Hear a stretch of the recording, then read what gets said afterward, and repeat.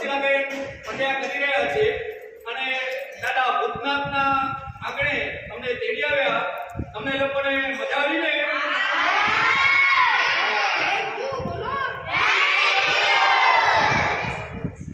હવે આપણે રસીલાબેન પંડ્યાનું જેઓ એજન્સીની ગ્રુપનું કાર્ય તો કરે જ છે, વોર્ડ નંબર 10 ના કાઉન્સિલર પણ છે અને સુંદર મજાનું તેઓ સામાજિક કાર્ય પણ કરે છે. તો તેમનું સન્માન બેન જેઠી પ્રસાદી રૂપી સાલ લગાડી અને તેમનું સન્માન કરશે.